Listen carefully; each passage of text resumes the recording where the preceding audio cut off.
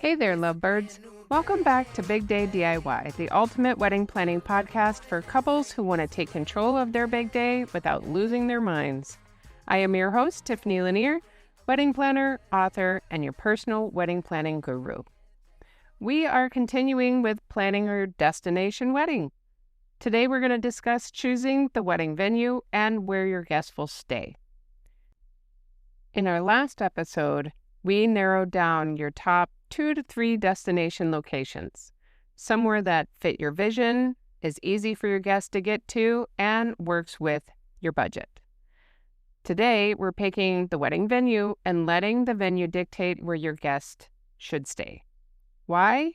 Because the wedding venue is the heart of your big day.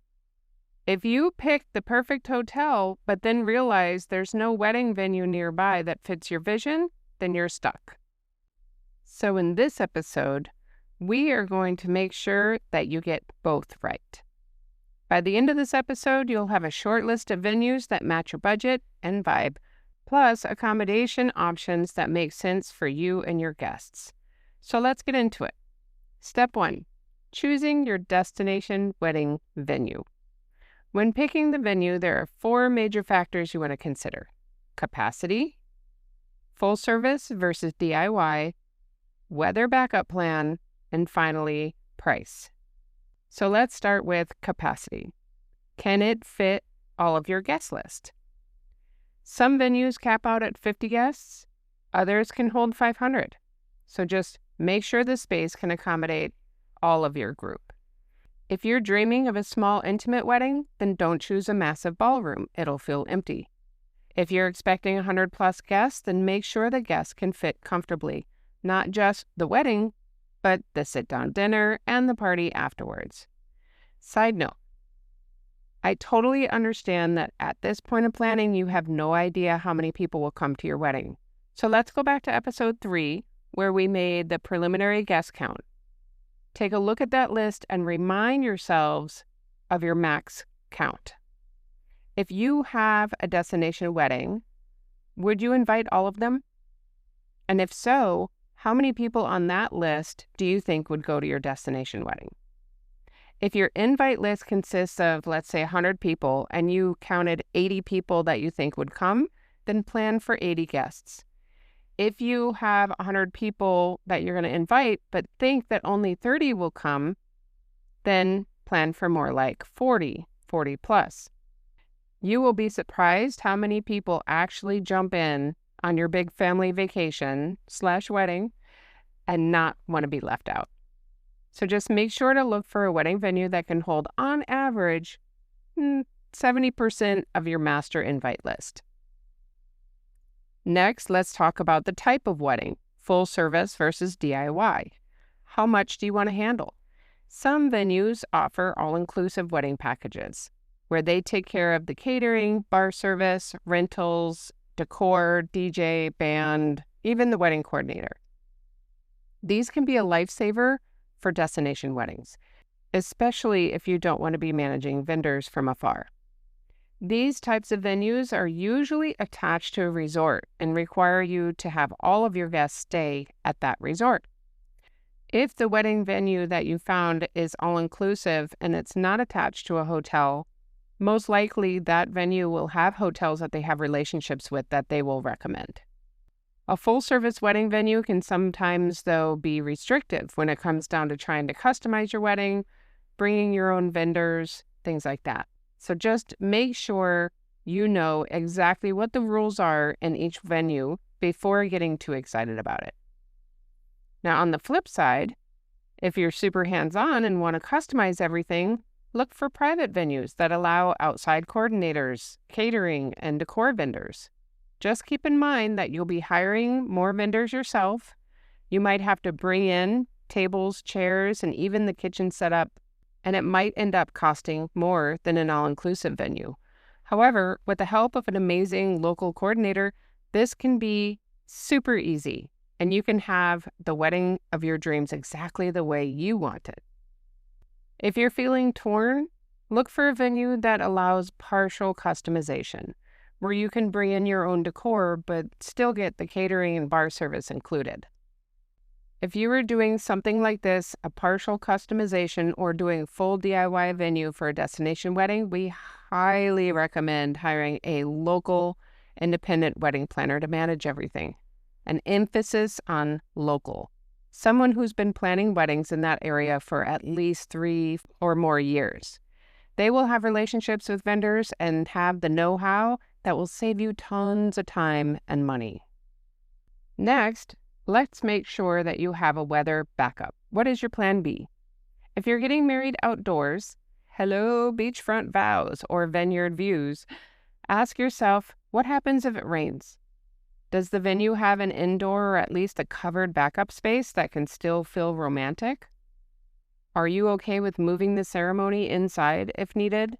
The last thing you want is to be stressed out over the weather on your wedding day, so make sure you love the backup plan just as much as you love the plan A. Also, check the historical weather in that area. When is the rainy season or hurricane season? Or what are the hottest and coldest months of the year? This is another reason to get a hold of a local wedding planner in the area so they can also let you know when the best times would be weather-wise. Okay, and this brings us to the price. Our last things to keep in mind. Can you actually afford it? Ask for the wedding packages up front. Many venues have tiered pricing based on guest count, so you will want to make sure to tell them how many guests you're expecting and the approximate dates that you are wanting to get married when you ask for the prices. And check for hidden fees. Some venues charge for extra time, security, setup and cleanup, outside vendors, and even the cake cutting. So if you get a price list that is not itemized or show what the other costs and fees might be, then ask for that. Also, always factor in the tips and taxes. Some locations, like Mexico or the Caribbean, have 16 to 20% taxes added on top of the wedding costs.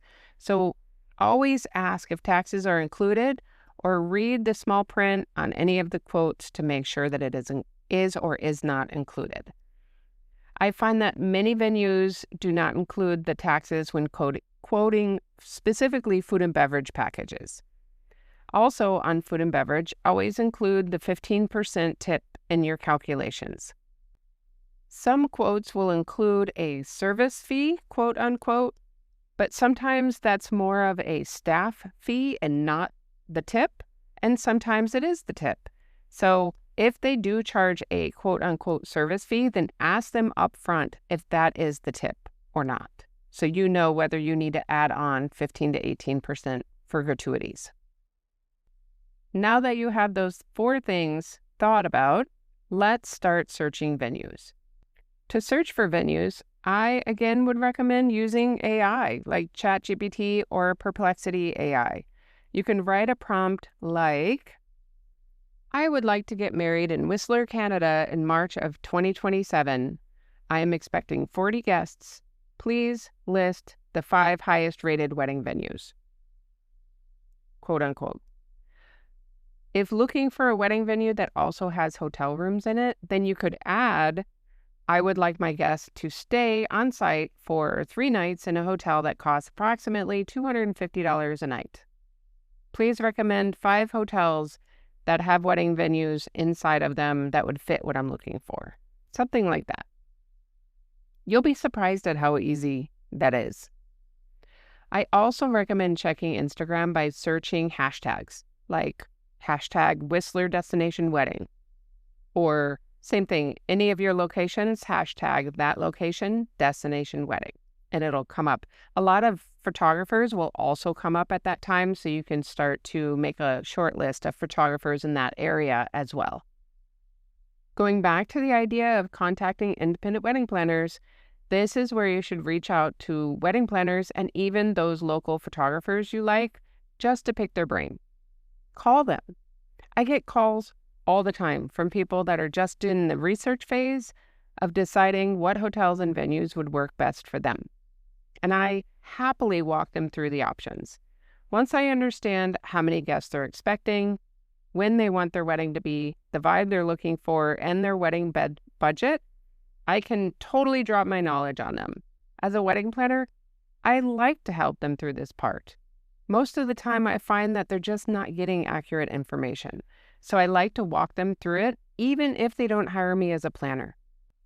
Because the more informed a couple is during this phase, the better equipped they'll be to make decisions and lower the chances of choosing the wrong place. Now that you've narrowed it down to 1 to 3 venues, if you haven't done so already, reach out for pricing and availability. You don't need to commit yet, you just need the details in order to compare. Step 2, finding the best accommodations for your guests. Now that you have the venue in mind, it's time to figure out where everybody will stay. So if you chose a venue that already has rooms attached to it, then just check the prices and make sure that the room costs are within the budget range you were hoping for.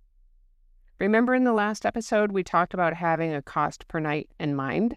Well, pull that out and make sure it fits those hotels around the wedding venue that you just zeroed in on. Reminder that if the wedding venue is within the hotel or resort, then they will want your guests to stay at that hotel. So make sure the prices for the rooms are affordable for everybody. If you chose a wedding venue that does not have a hotel attached to it, then let's find some great options. Your goal here is to find 2 to 3 accommodation options for each venue that you liked that are within about a 15-minute drive to that venue, and they have mid-range hotel rooms that match your preferred per-night cost. You can also find separate hotels close by that can offer budget or high-end rooms as well for those who want to save or splurge. But if you prefer to have everybody staying in the same hotel, then really focus on a one-hotel-fits-all type of property. One thing to think about, if guests are staying in different hotels, try to get your wedding party, parents, and anybody else that is super important to stay at your hotel. This is because many hotels don't allow outside guests into the property. So if your maid of honor, for instance, is staying at the hotel next door, she might not be able to come into your hotel room to get ready with you on the day of the wedding. So keep that in mind, or get permission in writing from the hotel if they are willing to grant you special permission. If, on the flip side, you wanted to do more of a rental house combo, then choose the house that you guys will stay in and get a list of other houses close by so that you can send those to your closest friends and family so they can book close by to you and have another hotel maybe for the overflow guests. And again, make sure the house you choose allows outside guests on the property. Now, if you're planning to have your wedding ceremony and reception at that rental house, then just make sure they allow that. And make sure that you know all of the terms and costs before booking the property. You can check Airbnb and VRBO, also called Vrbo, for options. You can also Google rental houses in that destination that allows wedding ceremonies and see what comes up. Once you find a handful of hotels or homes you think might work, then get the prices. Also make sure that they include the taxes per night. If you're looking at a hotel or a resort, call or email them and ask them for group rates. If you think your group will need 10 plus rooms, then you can totally get a group contract. This should give your guests a bit of a discount, but also give you perks like free room upgrade, resort credit for the spa, or even cash back in the form of commission. It's totally worth it to ask. They will give you either a custom booking link or a promo code for your group. Woohoo! Okay, you did it! You have shortlisted your wedding venue options at each location and found some great hotels or rental houses that fit the bill. Without a doubt, after all this research, you probably have a pretty clear winner of where you want your wedding to be. You probably also have a short list of photographers you love and an independent local wedding planner on standby. So just to make sure, here is a checklist that should be completed by the end of this episode. Checklist item 1, wedding package pricing at each venue, available dates that they could host your wedding, the venue rules like Can you bring outside vendors, or if they have any noise restrictions? And you have the deposit cancellation policies.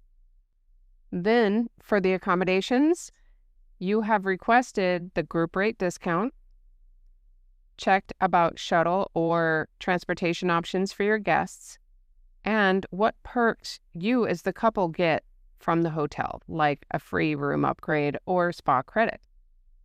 Once you compare all the details, you will have a clear winner. If you haven't found a clear winner that just doesn't feel right, then back up and ask yourselves, what about this doesn't feel right? You can go back and check different destinations, or maybe you just need to broaden your search in that destination for out-of-the-box ideas. Whatever you choose should be the place that you as a couple want, as well as is affordable for your guests. What are the next steps? Going on your site visit. If your budget allows, it is time to see your top choices in person before signing the contract. In the next episode, we're going to talk all about how to plan your destination wedding site visit, what to look for, and how to nail it down. So subscribe now and download this episode for later reference. If you need extra help, I offer one-on-one wedding consultations, so just go over to www.bigdaydiy to book a call with me. On that website, you can also find ways to send me topic ideas or feedback using SpeakPipe. I hope this episode helped you find the perfect venue and accommodations. And if you know another couple that is going through the same pain of planning, please, please, please share this episode with them. All right, lovebirds, that is it for today. Until next time, happy planning.